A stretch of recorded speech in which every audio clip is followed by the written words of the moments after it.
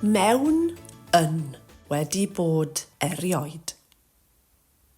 Dyn ni'n defnyddio mewn mwyn dweud bod rhywbeth mewn rhywle amhenodol, in a yn Saesneg.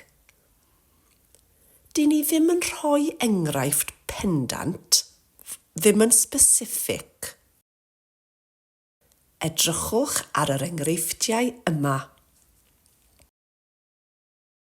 Dych chi'n hoffi byw mewn bungalow? In a bungalow yn Saesneg, nid adeilad penodol. Pa fwyd hoffet ti mewn picnic?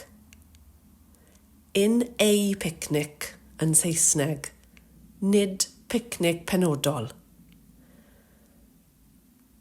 Dydy mewn ddim yn achosi treiglad yn y gair sy'n dilyn.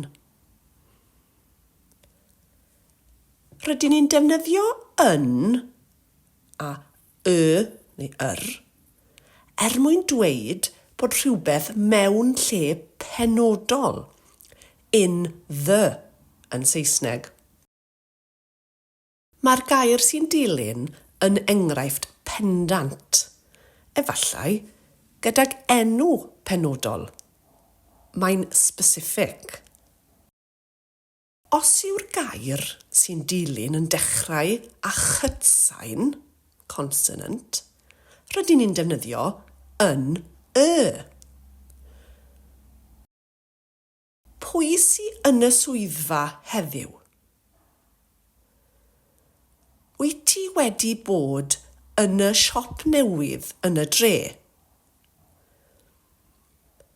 Os yw'r gair sy'n dilyn yn dechrau â llyfariad, vowel, rydyn ni'n defnyddio yn yr. Gest ti ddiwrnod da yn yr ysgol? Dych chi wedi bod yn siopa bwyd yn yr archfarchnad? I ddatblygu'r rhain, newn ni gyflwyno patrwm arall gyda nhw. Rydyn ni'n defnyddio wedi bod ar gyfer have been. Ac rydyn ni'n ychwanegu erioed i olygu ever. Os ydych chi'n defnyddio'r geiriau yma mewn cwestiynau i holi ble mae'r unigolion neu gydweithwyr wedi bod, byddech chi'n gallu defnyddio fel hyn. Wyt ti wedi bod i'r Alban erioed? Dych chi wedi bod ar awyren erioed? Wyt ti wedi bod i spa erioed?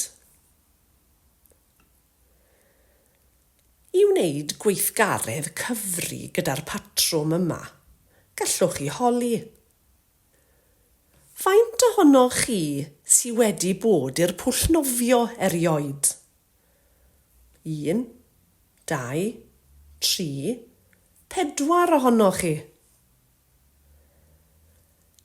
Faint ohonoch chi sydd wedi bod i Ffrainc erioed?